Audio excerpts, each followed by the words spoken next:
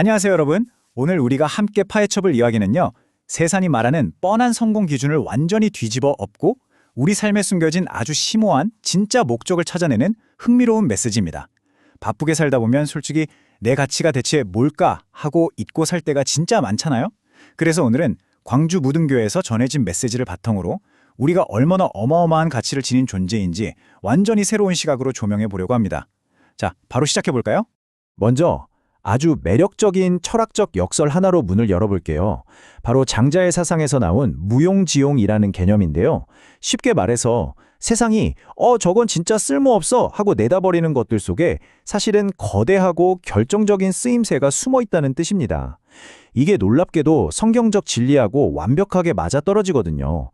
그러니까 세상이 여러분을 어떻게 평가하든 상관없이 여러분에게는 이미 완벽하게 세팅된 고유한 쓰임새가 있다는 거죠. 오늘 이야기의 흐름은 이렇습니다.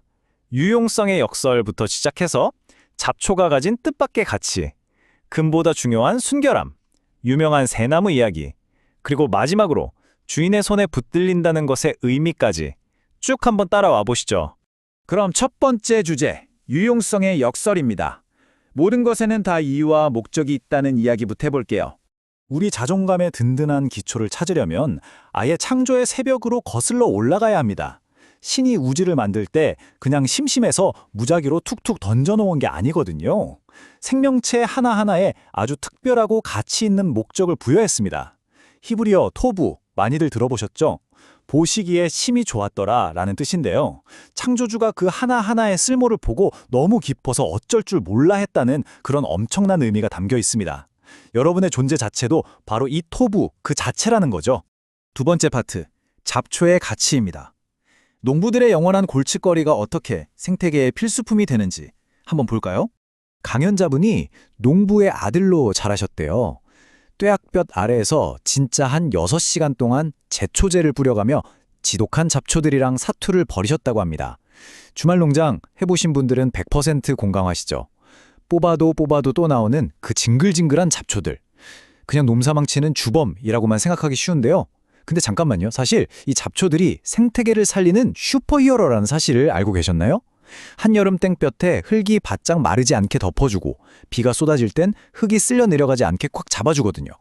게다가 뿌리로는 땅에 산소를 팍팍 불어넣고 나중에는 썩어서 아주 기름진 거름이 됩니다. 심지어 모든 초식동물들이 살아가는 생태계 먹이사슬의 가장 밑바탕이 바로 이 잡초인 셈이죠. 여기서 끝이 아닙니다. 농부들 속을 썩이던 그 밭두렁 잡초들이 알고 보니 천연 약국 그 자체더라고요. 흔해 빠진 민들레는 간의 독의 최고고 질경이는 몽쑥 독소랑 염증을 싹 빼줍니다. 쑥은 면역력 확 올려주죠. 쇠비름은 항산화 작용까지 해요. 진짜 대박이지 않나요?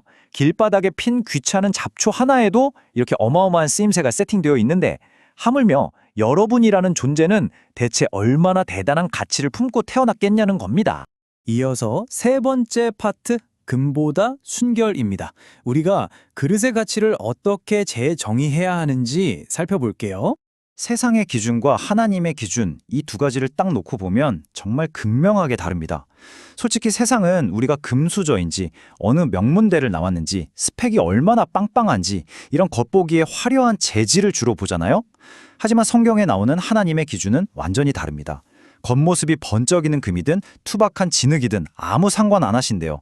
오직 그 그릇 안이 얼마나 깨끗한가, 오직 그 순결함 하나만 보신다는 겁니다. 성경 속 바울이 디모데에게 쓴 편지를 보면 이 핵심이 아주 잘 나와 있습니다. 우리가 삶의 진짜 부르심을 위해 준비해야 할 게 뭘까요? 엄청난 자격증? 스펙? 아니요. 그냥 나 자신을 헛된 말이나 교만 같은 불순물로부터 깨끗하게 씻어내고 성절하게 비워두는 것. 네, 정말 그게 전부입니다. 그러니까 혹시라도 세상 기준에 치여서 난 그냥 볼품없는 평범한 질그릇인가 봐 하고 자책하고 계신다면 지금 당장 그 생각 멈추세요. 주인의 입장에서 한번 생각해 볼까요? 오물이 잔뜩 묻어있는 화려한 금그릇하고 안이 뽀득뽀득하게 닦인 평범한 질그릇 중에 식탁에 뭘 올리겠습니까? 당연히 깨끗한 질그릇이죠. 여러분의 마음만 순결하게 비워져 있다면 여러분은 언제든 놀랍고 위대한 일에 쓰임받을 수 있는 완벽한 1순위 후보입니다. 자, 이제 감동적인 네 번째 이야기로 넘어갑니다. 새나무 이야기인데요. 예상치 못한 운명에 대한 아주 유명한 우화입니다. 첫 번째 나무의 꿈은 진짜 화려했어요. 세상에서 제일 비싼 보석을 담는 상자가 되고 싶었죠. 근데 현실은 무참히 도끼에 찍혀서 냄새나는 동물들의 밥통, 즉 구유가 돼버렸습니다. 완전 꿈이 산산조각 난 것처럼 보였겠죠. 그런데 어느 날 그 초라한 구유에 이 세상을 구원할 아기 예수님이 뉘었을 때 이 나무의 가치는 보석 상자 따위와는 비교도 안 될 만큼 상상 이상으로 치솟았습니다. 두 번째 나무는 어땠을까요? 늠름은 군인들을 태우고 바다를 누비는 멋진 군함을 꿈꿨습니다. 하지만 결과는 낡고 비린내 나는 작은 고깃배였어요.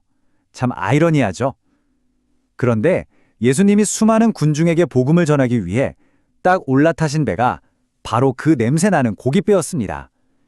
결국 세상을 뒤집어 놓은 가장 위대한 복음선이 된 거죠. 마지막 세 번째 나무는 그저 산꼭대기에서 제일 높이 서서 사람들의 존경을 받고 싶어 했습니다. 하지만 끔찍하게도 잘려나가서 사형수들이 매달리는 십자가가 되는 엄청난 수모를 겪게 됩니다. 그렇지만 다들 아시죠? 그 십자가가 바로 세상의 구세주를 품고 인류의 구원이라는 역사상 최고의 기적을 목격한 세상에서 제일 위대한 나무가 되었습니다. 자, 이제 마지막 다섯 번째, 주인의 손입니다. 누구의 손에 붙들리느냐에 따라 일어나는 놀라운 변화에 대해 이야기해보죠. 앞서 본 세 나무 모두 자기가 처음 그렸던 그림과는 완전 다른 길을 갔지만 결국 상상조차 못했던 엄청나게 높은 목적을 달성했잖아요. 자, 이 숭고한 이야기를 우리 현실로 쓱 가져와 볼게요. 1만 원이라는 돈을 한번 생각해 볼까요? 요즘 물가에 10,000원이면 솔직히 밥 한 끼 제대로 먹기도 빠듯하고 프랜차이즈 커피 2잔 시키면 딱 끝나는 아주 작고 평범한 액수잖아요. 그런데 이 10,000원 한 장이 대한성서공회라는 주인의 손에 딱 들려지는 순간 마법 같은 일이 벌어집니다. 머나먼 아프리카에 있는 누군가에게 그들의 언어로 번역된 생명의 성경 한 권을 쥐어주는 기적으로 변하거든요. 강의자분이 예배 시간에 이 놀라운 사실을 전했더니 그 이야기를 듣고 깊게 감동받은 한 남성 구역 모임에서 그 자리에서 즉흥적으로 돈을 모아 성경 12권 값을 후원하는 엄청난 나비 효과가 일어났다고 합니다. 진짜 뭉클하죠? 밭에 굴러다니는 귀찮은 잡초, 투박한 질그릇, 초라한 나무 토막, 그리고 얇은 10,000원짜리 한 장까지. 이게 진짜 제대로 된 주인의 손에 들려질 때 세상을 뒤바꾸는 어마어마한 가치를 뿜어냅니다. 자, 그럼 마지막으로 여러분께 묻고 싶습니다. 그 무엇보다도 무한한 잠재력을 가진 여러분, 지금 여러분의 삶은 과연 누구의 손에 들려 있습니까?